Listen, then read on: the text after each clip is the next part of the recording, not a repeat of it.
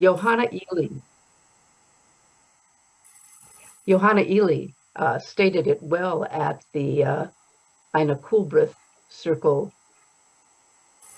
picnic dinner on Saturday when you said, Johanna, that when you hear your poem read by someone else in another voice, and it is read with intention and care, you are honored by that reading.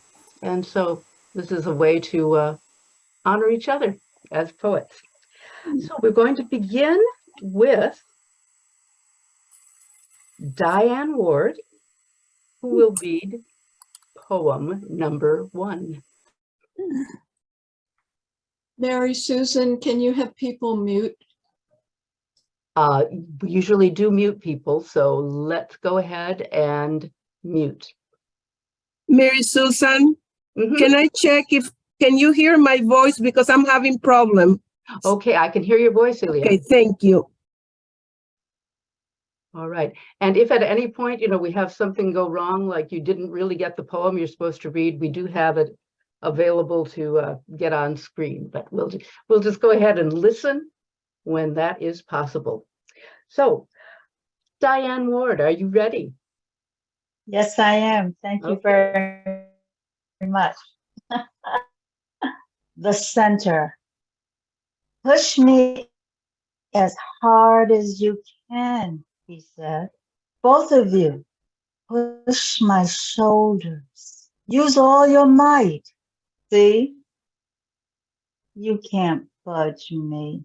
I'm connected to the center of the earth. My sister and I enjoy doing as we were told.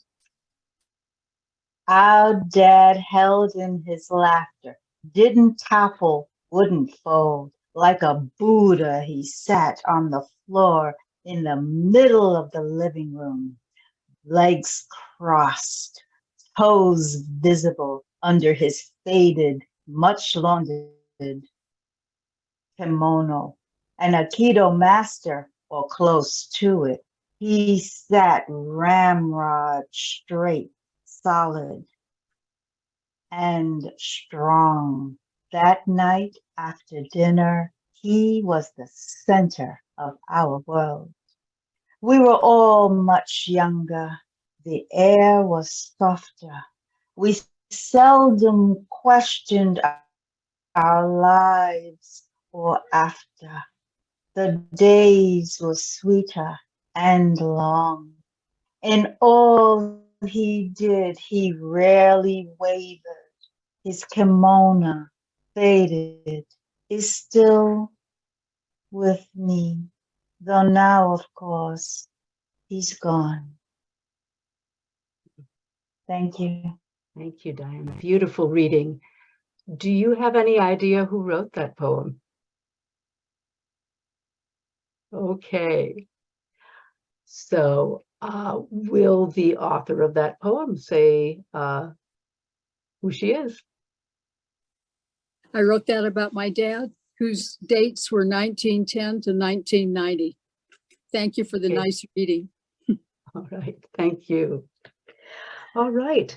Thank you, Sherry. It was a pleasure an honor to read. Johanna, you have poem number 2.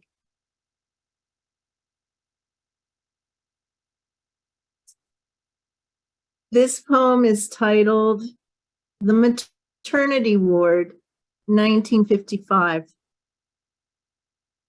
Many of us, each in her own single bed, women recovering from childbirth, our conversation filled the room, one mass conversation, spontaneous and clear, in this barren, white-walled ward. I was the youngest, age 20, my first baby.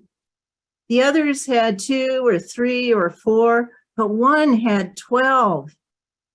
In her poverty, she had no diapers waiting, but she didn't weep or complain.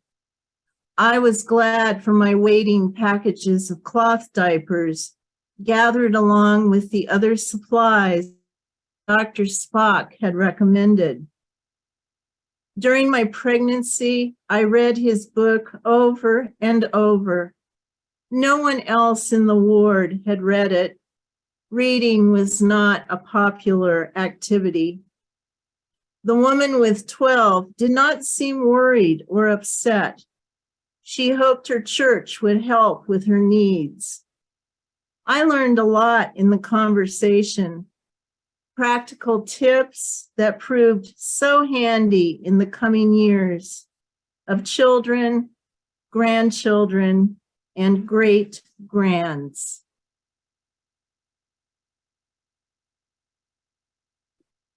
And Johanna, do you have any idea who wrote that poem? Yes, I do. Okay. Would you Name- like me to say who it is? Yes, name that name. Okay, the poet is Nina Serrano. Okay. Thank you, Nina. I loved reading your poem. Is that correct? Yes, indeed. Okay. Poem number 3, read by Nancy Tolan.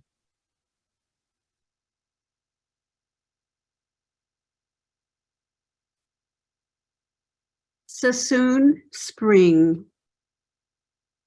After the rains, broad strokes of color sweep landscape. Straw-colored grasses turn rich emerald. Profusion of vivid shamrocks with bright golden blooms populate hillsides. Embryonic seedlings emerge from subterranean womb. Small, hard buds pop from barren branches, reaching for life. Bathed in golden daylight, they grow, swell, soften, unfurl, open, one eye to the sky. Brazen spires of mauve, heather surround leafy twigs, blush with cherry blossoms. Gathered wildflowers arranged in lavish bouquet, but not for long. Single, delicate petal, let's go. Then another. Flurries of pale pink droplets flutter, fall by the dozens, splashing into puddle of pastel tears. Thank you, Nancy. And do you have a guess as to who wrote that poem? Yes, I do. Shall I say? Yes, please do. I think Suzanne Bruce wrote it. Am I right or wrong? No, I did not write that. Okay. Okay, will the author reveal the author's self? Well, it was I. And thank you, Nancy, for that beautiful reading. I've always admired your reading style, and I did feel honored. All right, Beautiful. that is You know, great. it's funny because it was so descriptive, you know, and you had sent me that poem, and that was so descriptive too. I should have. Anyway, it was only because Sassoon, really, I guessed Susan. Bruce. Well, 2 poets who write very descriptive poems. Let's go now to poem number 4, which Melody will read.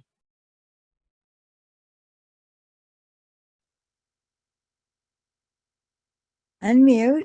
1 second. Yes. Okay, I'm not going to give any. There is a little bit of a clue at the end. Can you hear me? Yes. But I'm not going to give that clue. I'm just going to read it. I really enjoyed this poem. It's called Holy Questions.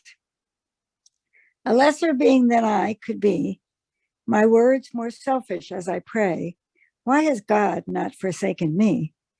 And when I angered over tea, my friend offended turned away. How rude a being I can be. For social justice change, I plea, that all donate, but I delay. Yet God has not forsaken me. In pruning branches of my tree, a simile for growth this day, a tender person I might be. But then I shun your trinity.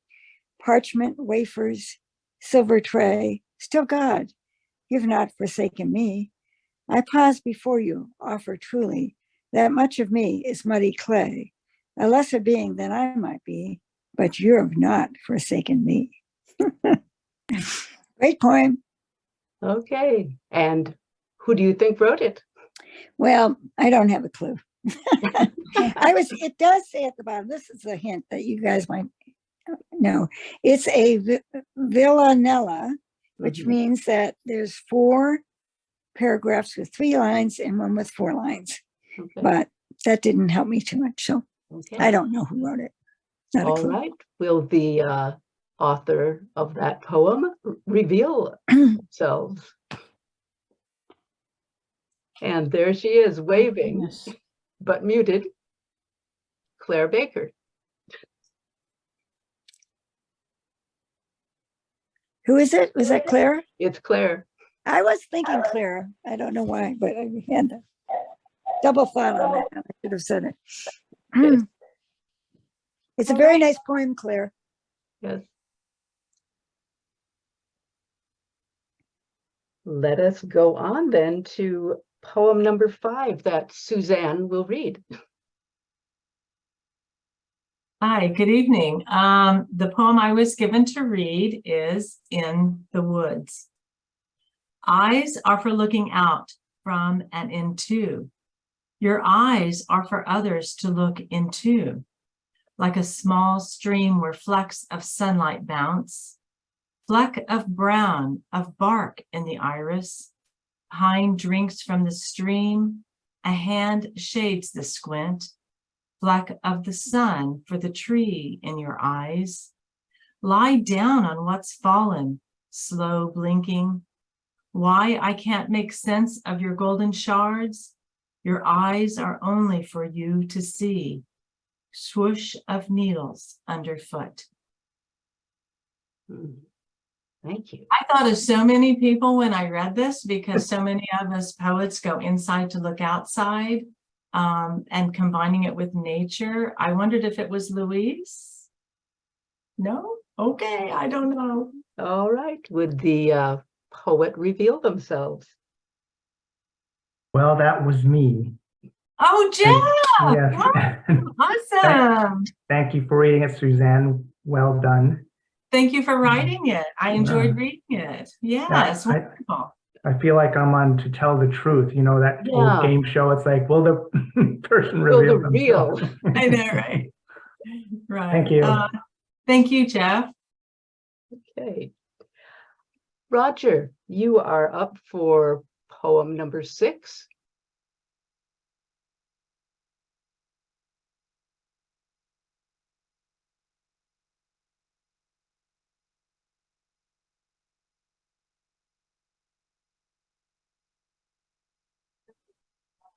Okay, Roger's connection just died. So I'm glad mine didn't. We will come back to number 6. And let's move on to number 7, which will be read by Sherry. When I saw the title of this poem, I was prepared to be very depressed, but I wasn't at all. The title is My Mother's Passing. When my mother died, she became bursts of energy that attenuated into streams of fiery particles. Most of them circled the universe and then took off like shots fired, going impossibly fast.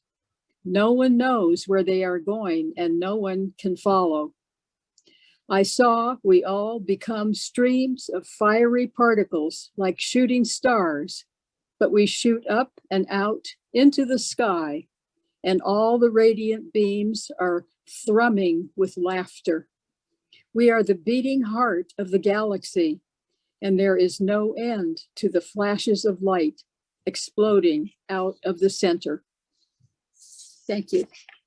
Okay. And I have no idea who wrote it. I'm really eager to find out. All right. Will the poet who wrote that poem reveal themselves? My name is Jill. I wrote it. And Jill, I think this is your first time with us at First Tuesday. Yes?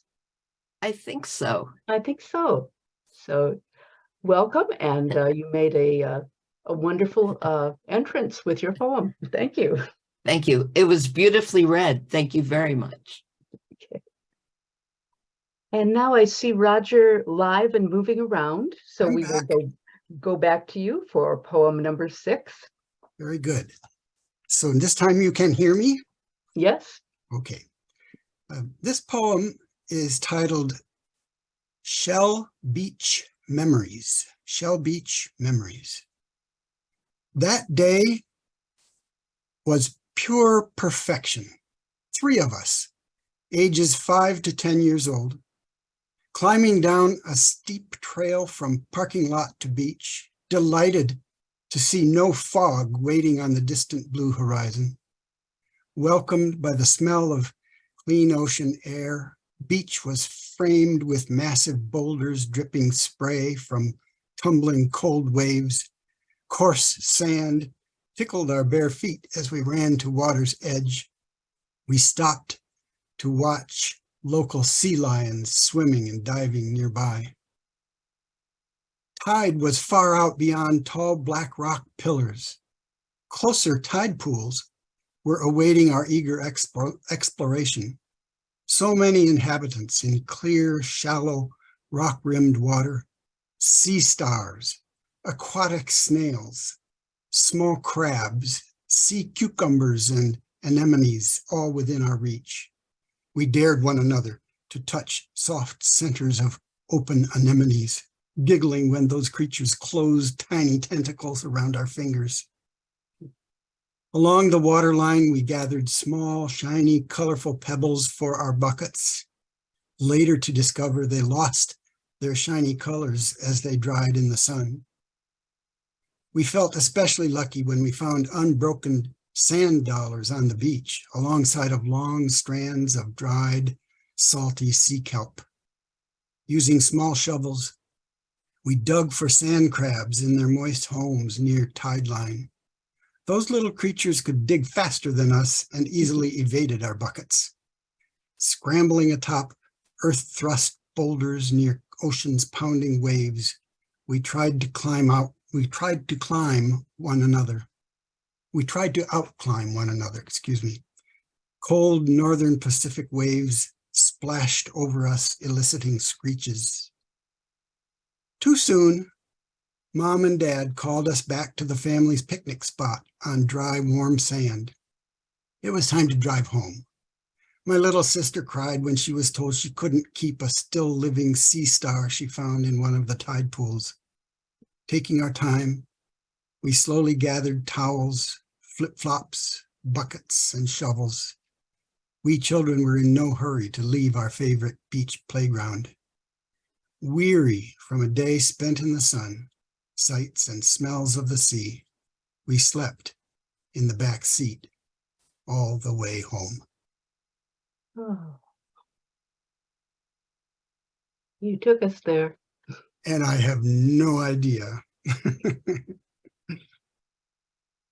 Okay, well, will the poet reveal herself? And she is waving. Sandy King. Sandy, thank you. I grew up in Michigan and it sounded real familiar. Okay. All right, I am reading poem number 8. And it is entitled, I Gotta Say Goodbye to My Dog. I gotta say goodbye to my dog, gotta say goodbye to my dog. You know, it's difficult, I'm awfully blue. She was a puppy, outgrew the pack. My daughter dropped her off, I couldn't give her back. Marley had her moments and I loved her dear. She got out of the gate and she stayed near, put her tail under the gate, waving to me. She wanted to come home and she couldn't wait. Outgrew all the other dogs, played in a way like jumping the little ones. Dogs ran and hid, it wasn't fun. Marley loved my daughter. But when she left, Marley was alone, sad and bereft. I gotta say goodbye to my dog. Gotta say goodbye to my dog. You know, it's difficult. I'm awfully blue. She was a puppy, outgrew the pack. My daughter dropped her off. I couldn't give her back. Marley has 4 rubber bones. It's all what she calls her home. Every day we play catch. It's a daily contest. If I can outplay her, she's tired and wants to rest. Of my 6 dogs, she's the only one who plays catch. She's the best. I tried to figure out a home for her. I wanted to put her in a farm. I was going to write the letter when Marley came in and set off the alarm. Marley bit my littlest chihuahua, bit me too. Wiping blood off Misty, I knew there's no more I can do. I gotta say goodbye to my dog. Gotta say goodbye to my dog. You know, it's difficult. I'm awfully blue. She was a puppy, outgrew the pack. My daughter dropped her off. I couldn't give her back. She was a puppy, outgrew the pack. My daughter dropped her off. I couldn't give her back.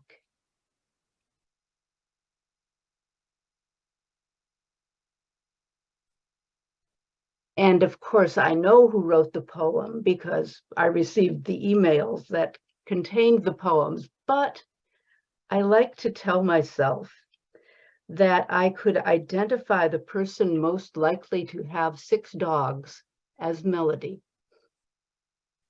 And it was you, wasn't it, Melody?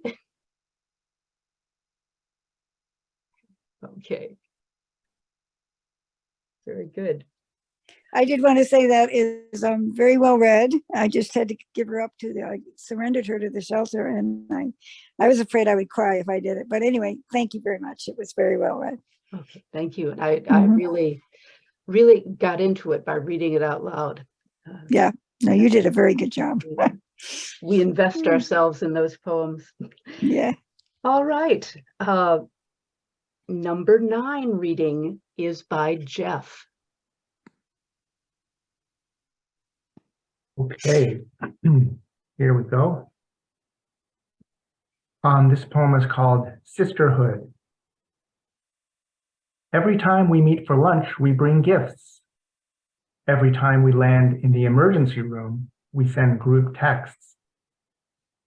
Decades of strategy and celebration, children launched, grandbabies cuddled, dear ones mourned, thousands of miles of travel, Honolulu, Cleveland, Milwaukee, Asilomar, Los Angeles, spiked with taiko drumming, dusty choking residue of internment camps, ongoing horror of extrajudicial killings, lingering pall of the Chinese exclusion, barongs of filmy pastel construction, dim sum feasts. Past and present swirled us together, stones in the barrel of a rock tumbler, transformed and polished with grit and soothing water. When last we met for lunch, Faith and Epi arrived early, staked out the table, festooning it with bright beribboned packages. The Thai waiter approached, asking if they were ready to order. Not yet, they said. Our sisters are coming. Our sisters are coming. On cue, it seemed the rest of us whooshed in, unleashing shrieks and hugs, faces elated with the joy of reunion, each face distinctly forged by Japanese, Chinese, Filipino, or European ancestors. Oh yes, the waiter smiled. I can see you are family. Thank you. And you have a guess as to who wrote that? I do not know who wrote it. Okay. It was I. Oh, and wonderful. It's, I may get teary. This is a group of women that I have worked with for decades. And I wrote that poem a couple of weeks ago when I got a group text from the emergency room, and we thought everything was going to be fine. But the sister who sent that text died yesterday morning. And so it's a pre-grieving poem and an appreciation for what we have done and what we have had together. So, and you read it so well. Thank you. Thank you. It was I really enjoyed reading it. It was very moving. All right, we will move on then to reading number 10, done by Kathy Monroe. Okay, hello everyone. This poem is entitled Compassion. Today, a man stops his pickup truck in the middle of the road. I, impatient to move, honk the horn. He jumps from the cab, waves a halting hand, smiles. I watch in wonder as he pushes a gigantic turtle, too heavy to lift. He urges the creature forward, moving him towards safety of roadside ditch and lake beyond. Turtle's fat, stubby legs push at pavement, moss-colored carapace, size of a large stone. His thick neck stretches to smell for water. Yesterday, a summer storm raged, torrential rains fell. Level of the lake rose beyond the banks. Turtle must have been confused, wandered from his watery home. Cars pile up behind me. I put on flashing lights, exit, walk the line of vehicles, gesturing right and left. I explain the problem. Most drivers nod. Several execute U-turns. A young woman rushes forward to photograph. I halt traffic traveling in both directions. 20 minutes later, Turtle reaches the lake, slips into murky water, disappears. I will take with me image of the man urging the turtle to safety. Good. All right, Kathy, who do you think wrote that poem? Well, I had 3 or 4 guesses, but I couldn't get beyond that, honestly. So I don't want to say. All right. So will the author reveal herself? Okay, there's Louise waving. Beautifully read, Kathy. Thank you. Oh, was you? You were one of my guesses. I guessed you too, Louise. Something about the turtles. Okay. Yes. All right, Deborah Schmidt, will you read poem number 11? Yes, this is called Laughter. Start with what makes me smile. Dig into that thought theory to find my funny bone. Continue with smart sarcasm, pithy verbiage. Add a dose of mirth or double entendre. Consider mood change or abrupt twist to the punchline. Find in a deadpan soundtrack that will either disgust or thrill me and heighten the suspense of waiting for the other shoe to drop. Do not disappoint. Laughter is hard to come by unless you find the humor in yourself, which is there, and we need to tap. So laugh, silly, recklessly, tickly, somberly. Laughter, does that exist? Yes, I'm losing it. Laughter is on the edge, the I'm done laughter. So be specific. I have had enough. It's over the edge. Mad scientist laughter is not a frequent but familiar laughter, a compensation, a release from the tension of disappointment or constant unrelenting absurdity of a situation. Do not pretend to not know that laughter. It can start as a small, low register growl at the back of your throat on the edge of your epiglottis, or like a hiccup or a gurgle, but you know it. Then you snap out of it and reconsider what you can do instead that is constructive. Like right now, ha, ha.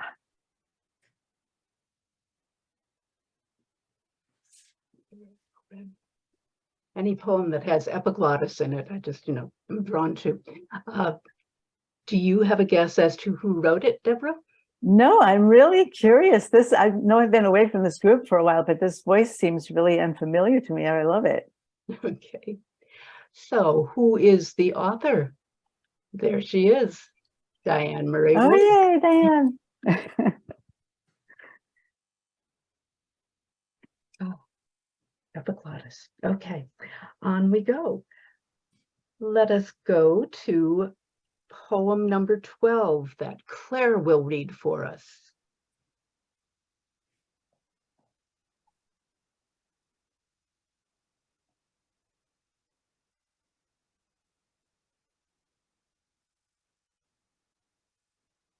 Clouds. How effortlessly the clouds change. No promises to stay the same. A silver goose, wispy, cirrus wings, touching sky, neck and legs stretched, long and lean by a strong wind.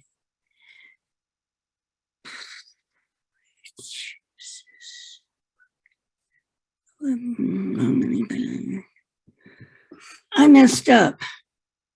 Want to start again? Okay. Sure. Yeah, there we go. Clouds. How effortlessly the clouds change. No promises to stay the same.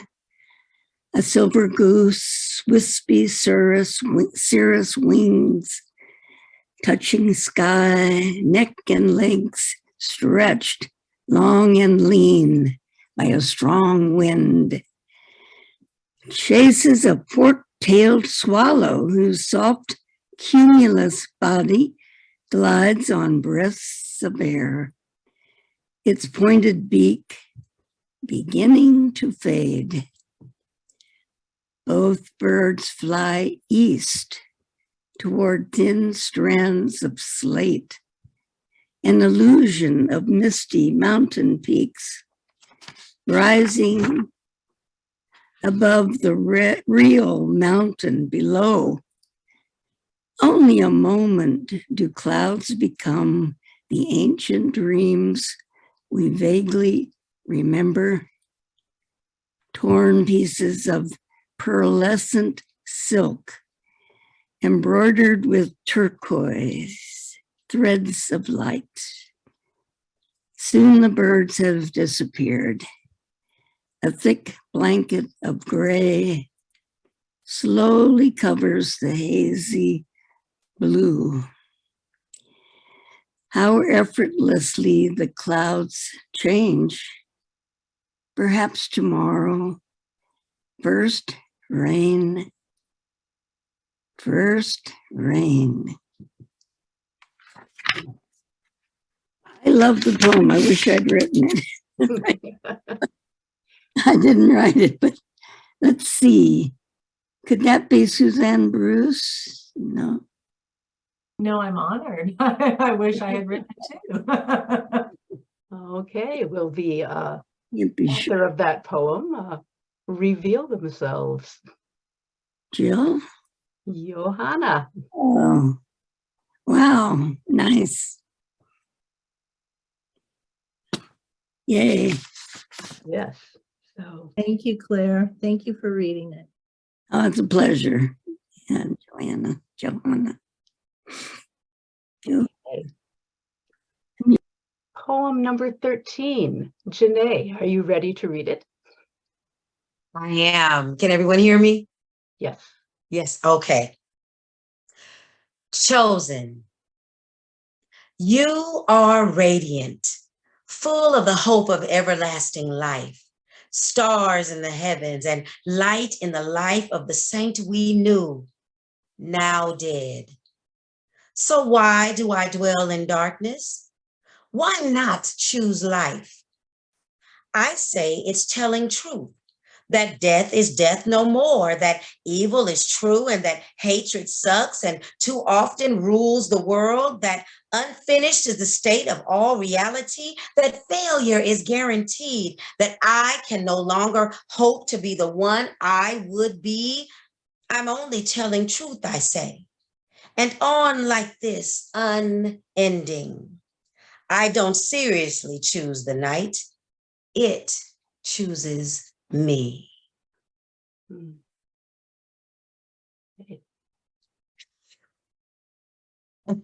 Wow. I just simply do not know who wrote this, but I want to.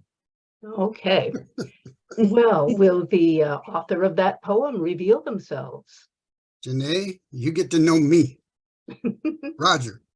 Fabulous. Just fabulous. You, Roger. A poem for one of those days. Yeah. One of them. Okay. We will move on now to poem number 14, and Sandy King will read that poem.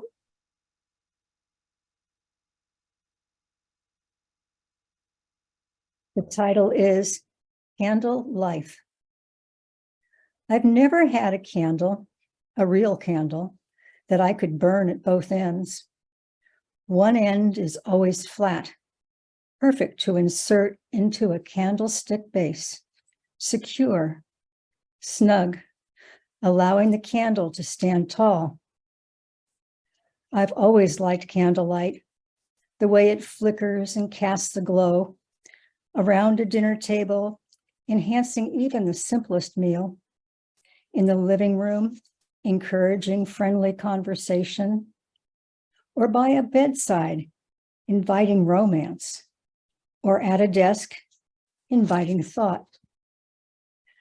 I have scorched both ends all my life, trying to balance who I am with demands imposed on me, as well as those I set upon myself. It's tough to stand firm when your feet are to the fire. Question: how do I marry my inner life with my inner light without burning everything?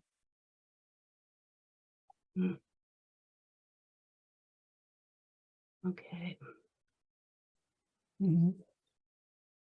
I don't know anybody, so I don't. I was wondering, because I don't know who you know outside this group. So, okay, I think that's a It's wonderful. very good place to be. And I will ask the poet who wrote that to reveal themselves. Guilty as charged. Yes. Oh, lovely, lovely poem. Oh, well, thank you for your beautiful reading. Okay. At both ends. Okay. Poem number 15, Jill Stockinger will read that poem.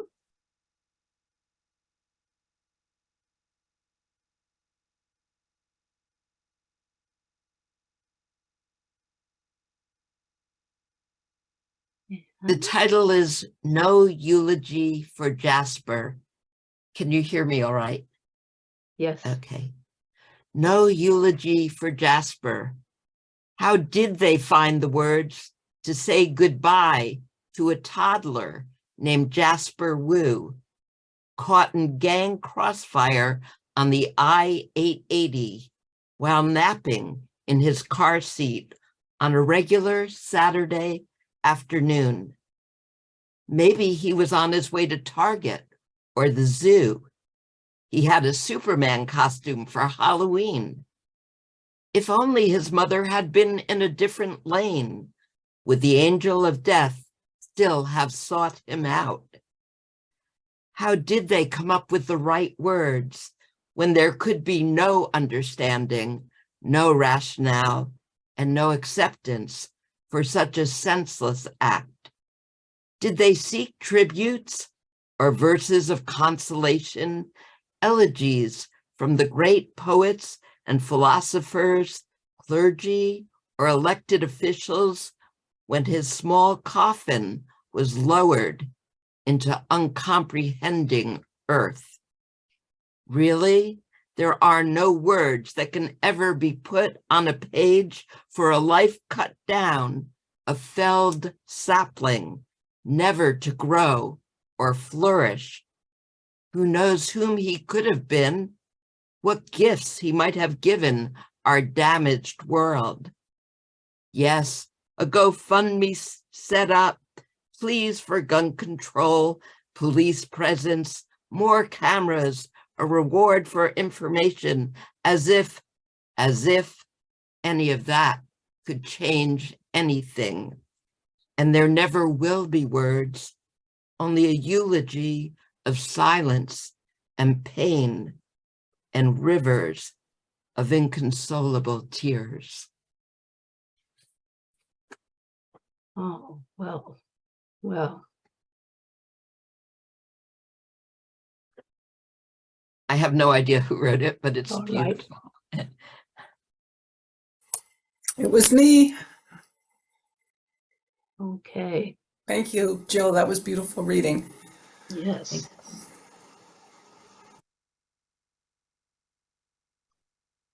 Okay, we will go on then. Oh, the heaviness is there. Nina, are you ready to read poem number 16?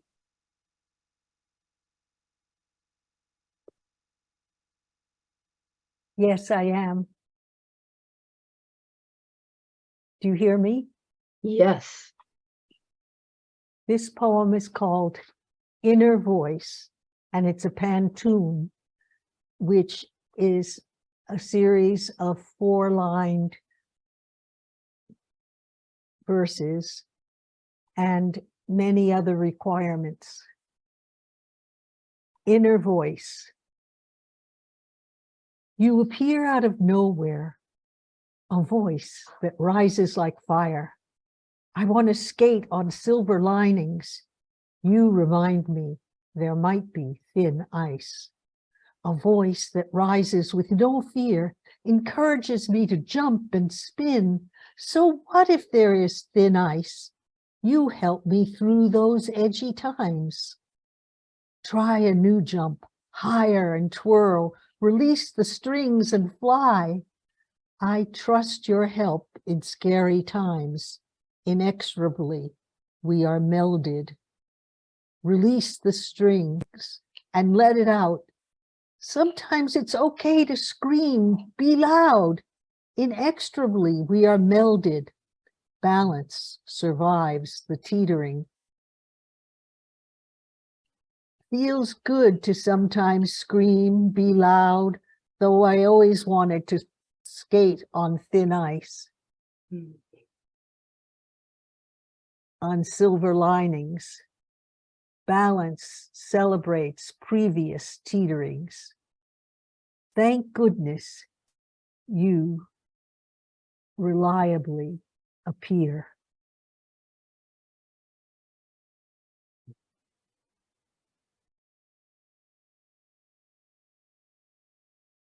All right. Nina, do you have any idea who wrote that poem that you read so beautifully? No. All right. So will the author of that poem reveal themselves? It's me. Yeah. Oh, that was wonderful. Yeah. Working with form. Thank you so much, Nina, for reading it. So great. Oh, you're welcome. Okay. All right. Let us go on then. Bell, you are assigned to read poem number 17. Thank you, Mary Susan. So this poem is entitled Emerging. Like the caterpillar who dares to fly, tired of walking as others fly by, he's got a dream that just won't die, emerging. No longer wishing to crawl along the floor, wishing instead to swoop and soar, knowing full well there is something more emerging.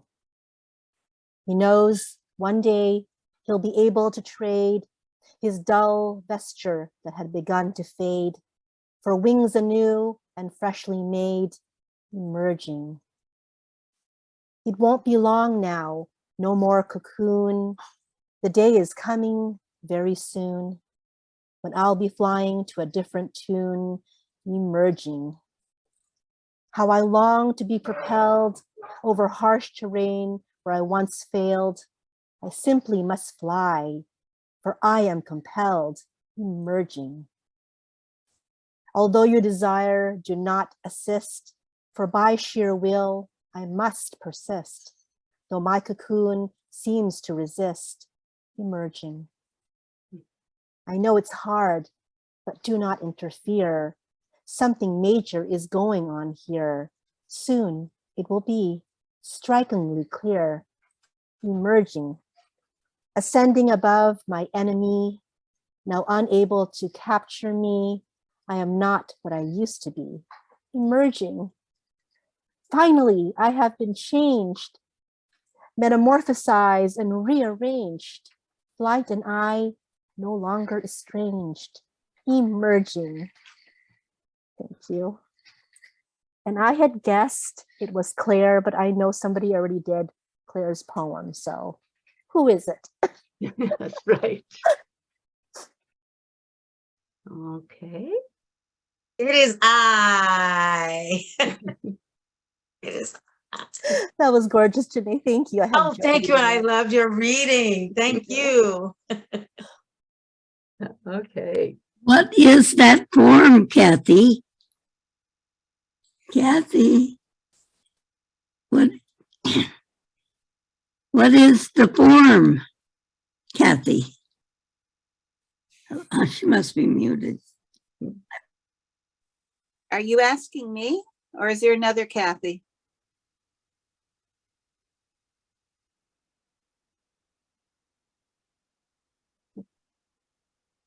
Not quite sure. Yeah, I don't know either. All right. All right. So Becky Bishop White, will you read poem 18? Yes, with pleasure.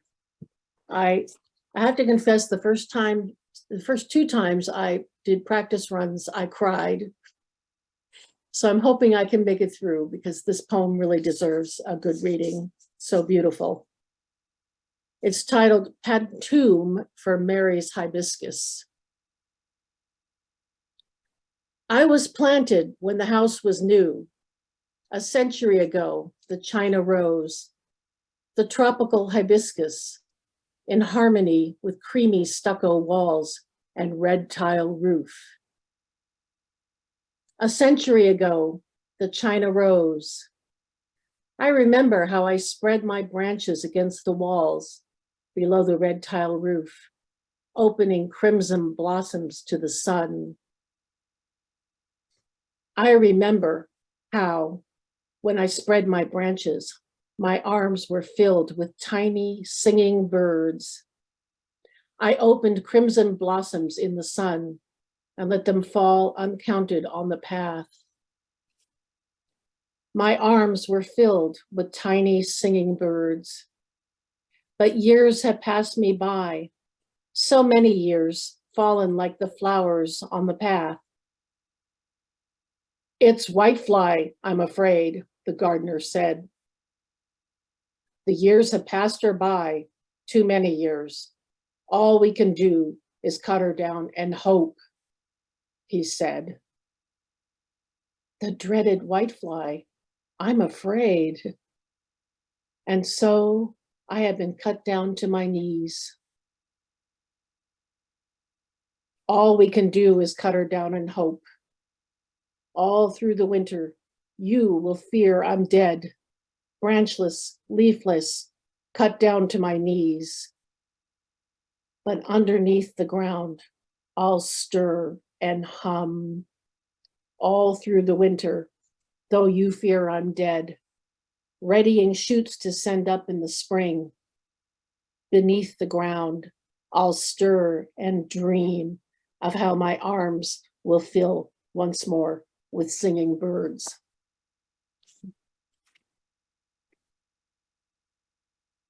Powerful. I was going to guess Suzanne, but that poem has been taken, so I have no idea really. Oh, wow. Okay. Poet, reveal thyself. Deborah Schmidt. Okay. Thank you, Becky, for that beautiful reading. The gorgeous poem. That was my pleasure. Okay. All right. Joanne, are you ready to read poem number 19?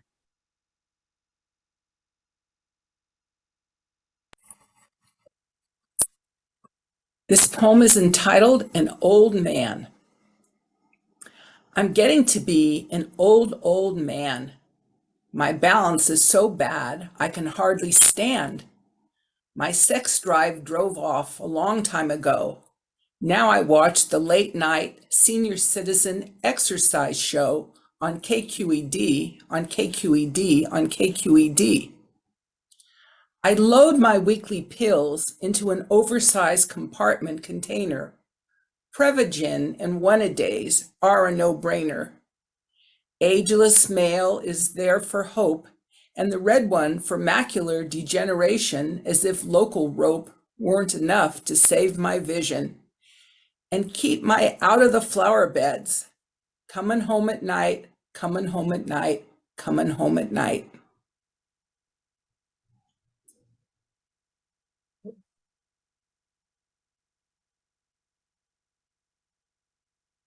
So, any ideas?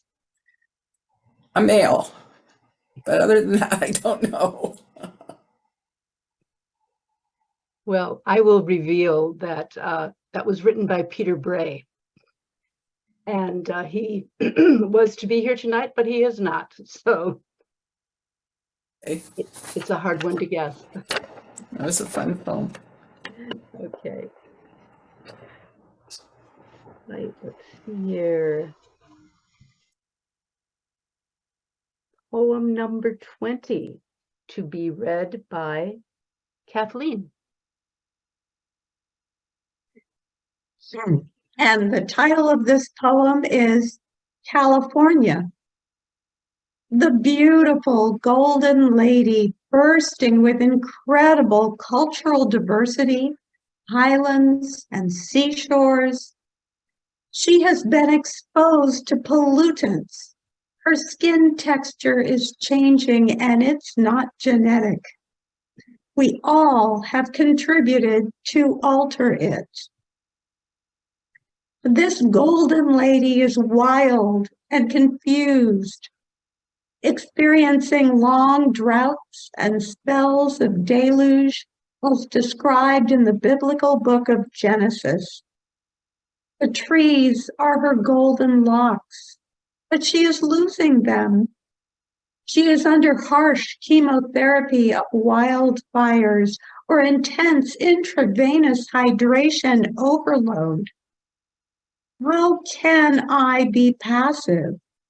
This is the lady with open arms who welcomes those looking for freedom and safety. This poem is a gloomy canvas depicting California's anguish.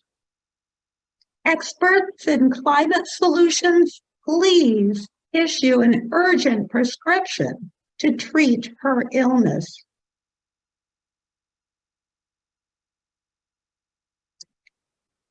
And I believe I know the author. I think it is Ilian Baltodano. You got it, my dearest Kathleen.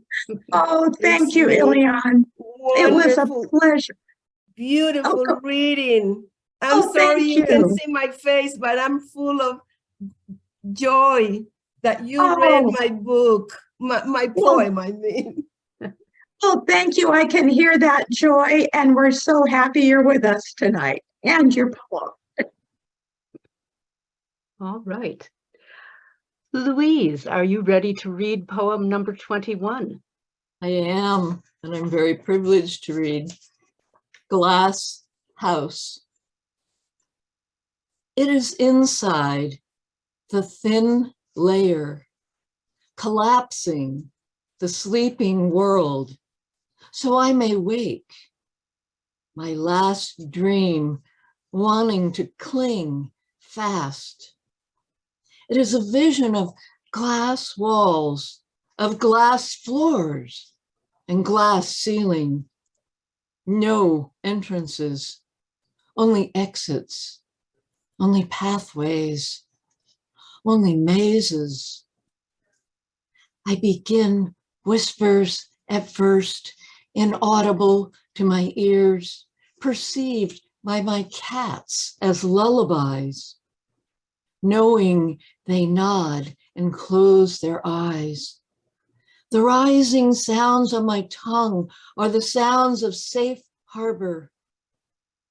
I listen to them to commit them to memory. They tell me I am not meant to understand them yet. I list the plans of days and lifetimes almost coalesced into being and flick them over, light and airy. They are pancakes now. I want to consume them before they grow stale, are not palatable, and I have to throw them away. Such are fancies in the daylight. They don't want to stay and sit at the table with you and drink their pulpy juice and chew unscrambled eggs and read the newspaper and hush. They just want to die right there on the unmopped floor. I imagine the layers of me, scab, scale, skin, flesh, peel away thin like deli meat. I am frenzied to hasten that process of decay. Think better of that idea. Change my mind and go to gouge pieces of me to give away in secret. I marvel at my bloodied fingernails, and pleased that with each tear I am closer to soul.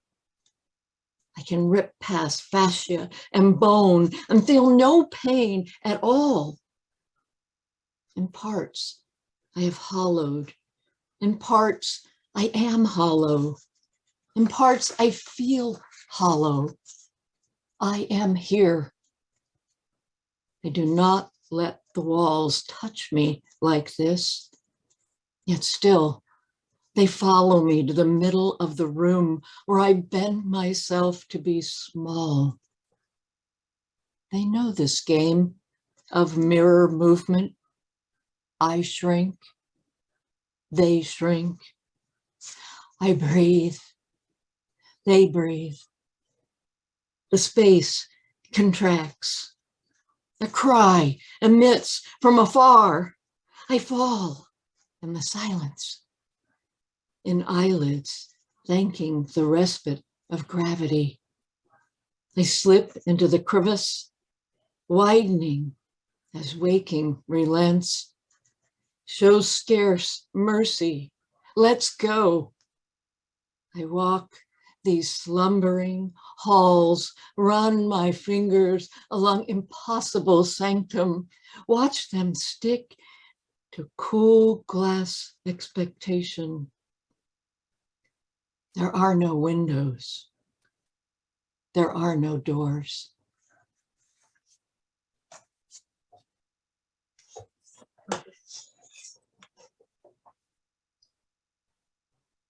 Maybe Nancy Tolan? No, then I'm have no idea. All right. Will the poet reveal who she is? Oh, beautiful. Wow, haunting poem.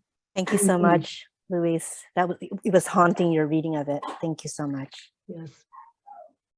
a good pairing. All right. The next poem, number 22, was to have been read by Peter Bray, but I do not believe he is here. And I will go ahead and read it. This is one that I think would benefit from screen sharing. So I'm going to go ahead and do that, assuming I can figure out which one it is.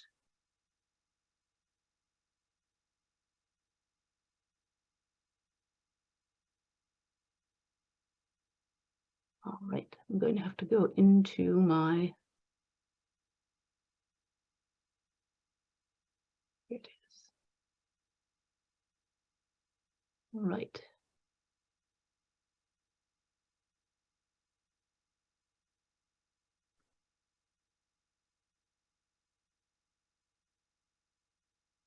And here, share screen.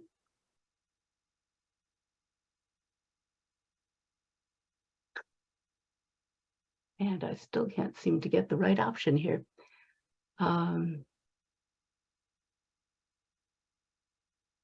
Okay, let's come back to that after I can figure out what is going on.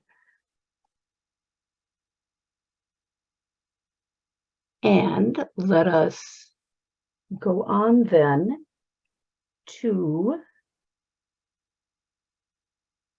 There is a picture on the screen now, Mary Susan. Yeah, You you're have sharing shared your screen now. You have it up. Okay, but is it the right you're up. one? Yeah. Okay, let me see. I am screen sharing, but It looks like it's showing your desktop. yeah, that's what I was afraid of. And I have the dear poem right here, but it's not picking up for some reason. Okay, we will come back to it, and I will read it without screen share if I can't get it to work. Let's go on then to 23 while I try to recoup 22. And Ilian, will you read poem number 23? Sure. I hope I don't get disconnected. It's been really windy. I have no idea why I'm having problems, but we'll see. This poem is dedicated to our poet laureate, Mary Susan, and all the poets here, my fellow travelers. The title is Poets Journey On. Poets forever outside looking in, journey on with our conscience, our spirits kept in cages they purchased with their words, that they may free them to fly heavenward on wings of soft sentiment, gliding onward onto branches of lofty ideals, rooted in time's soil and Adam's shame of knowledge gained. Boys trading fate for explanations fading upon memory's door. Their rhymes, reasons twisted by readers, reaching beyond immortality of a poet's written word. Not that they've heard what poets have said, only felt their thoughts like the blind feeling for a light switch in the stark, dark room of muted mind, waiting for images to develop. Poets, forever outside looking in, journey on. Take me with you. Thank you. Thank you.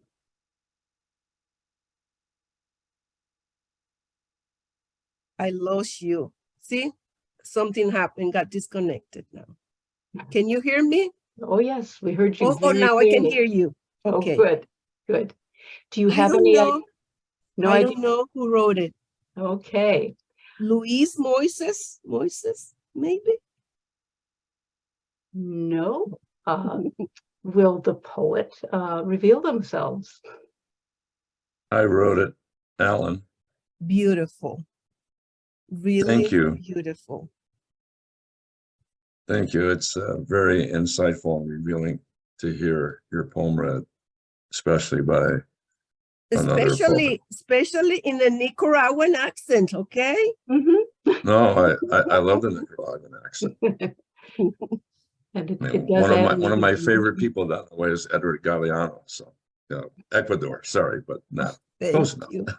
Thank you. So I love your culture, and I've been down there. So thank you so much for your reading of it. My pleasure. Very good. All right, I'm going to go back and try to get poem number 22 to surface. And I've never had this problem with sharing a screen before. It just doesn't seem to give me the option that I want. And let's see here, maybe if I do this, it'll let me choose this poem. And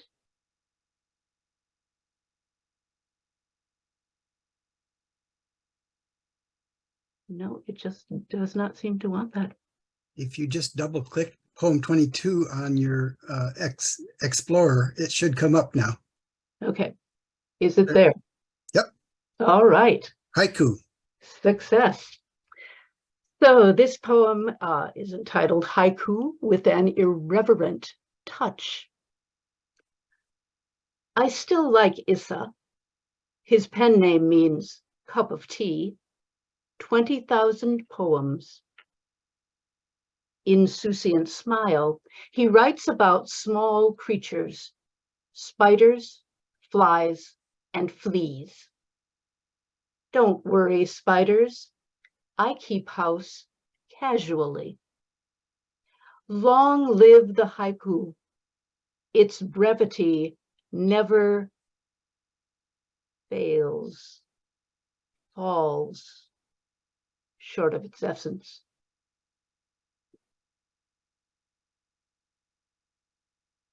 So I do know who wrote it, obviously, but I will go ahead and just thank Nancy Tolan for that lovely, irreverent haiku.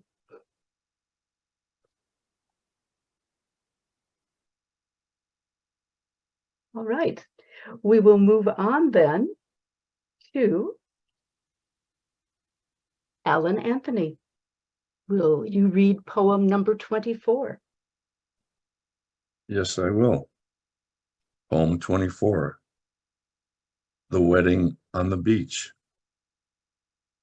She stands in an aura of resplendent beauty, the radiance from the pure whiteness of her gown, outdone by the inner glow of love and excitement, choosing the best from tradition and leaving behind its limitations.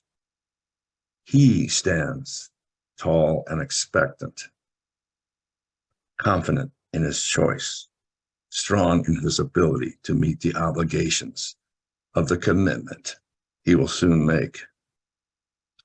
Weddings, love's response to the negativity and fear rampant in the world, a promise that their marriage will endure in love and faithfulness, despite the tragedies and traumas that may come over a lifetime. They declare their answer to the critics and cynics who say that nothing that good can last. They promise to share their troubles as well as their joys. They commit to the well-being of each other, to honor emotional honesty, and to speak the truth in love. Vowing to be faithful, to not let temptation disrupt their bond. They share their first marital kiss. The sun radiates blessings and grace. The sky opens a panorama of possibilities. The ocean breakers chant a chorus of amens. Seagulls soar to salute their happiness with dragonflies, while dragonflies dance on the deck of rose petals. This was the wedding on the beach. This is the poem. Thank you. Any guesses as to whom or to whom it should be attributed? I not only have a guess, I know who it is, but Oh. I'll let other people guess. Anyone else care to guess? Because I know who it is. Unless Okay, who is she it? wants to reveal herself, I'll say it's a she. Okay. So, Is she there? Should I reveal who it is, Mary? yes, you should. Yes, okay, it's Katrina Monroe. There she is, waving. All right, let me just look at her in the gallery there. Hey.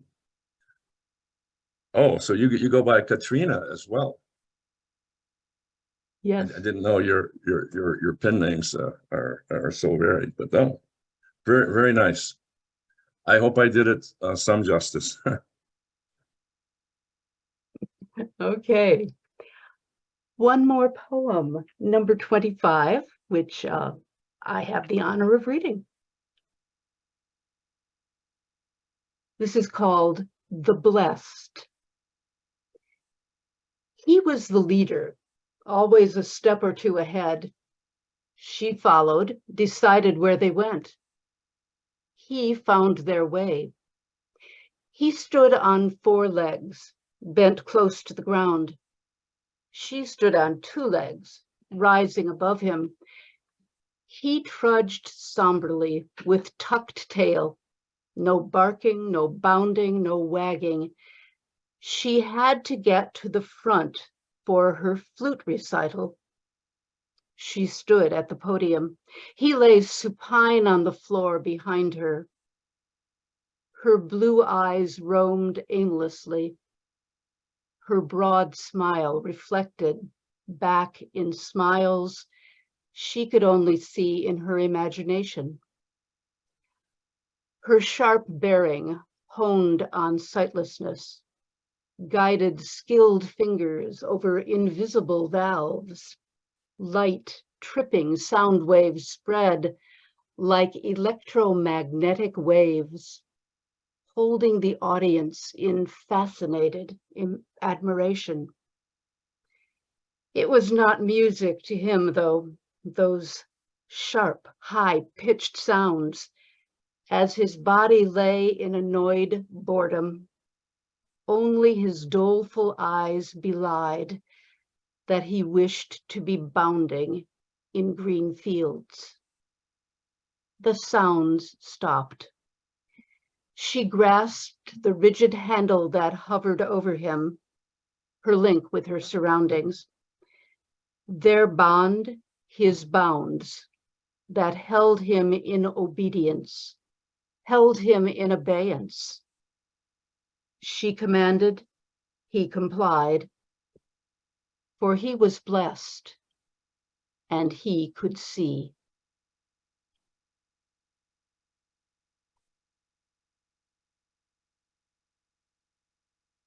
And I, of course, know who the poet is. And I will reveal that it is Norma Green. Thank you for sending in that poem. This completes our poet swap readings, and I'm hoping that we did not have too many difficulties with poems that were supposed to be swapped and I didn't receive. I know there was one situation where that happened, and I am so sorry about that. But let's unmute for just a minute, just to give some, rapid reactions to what it's like to read someone else's poem and to hear someone else read your own. I thought it was wonderful. I think the idea is great. Thank you, Mary Susan. It was a wonderful experiment. I loved it. It was almost like a little game. Yeah, It is. I agree. Well, when it's your own poem, you hear different cues to the words, which is magical. And when you're reading someone else's, you just hope that you're serving it. But again, there's a difference. Yeah. Some of the poems sounded better than they do when the poet reads them. I was amazed. You know? I was like, oh, that's so wonderful. And then it wasn't that it was a bad poet, but it was somebody that I hadn't been bowled over by until somebody else read their poem. Yes. Sometimes I think we get so tired of our own poems that we don't put that freshness into it that is there. I enjoy so much the Alan's poem that I even translated it into Spanish. Oh my goodness. So I have it in Spanish now. Really? Wonderful. ¿Es verdad? ¿Es mi poema en español? Está muy bueno, muy bueno. En español está mejor. Mi corazón.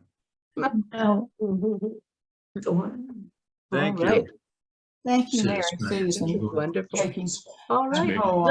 We'll go on now to our open mic.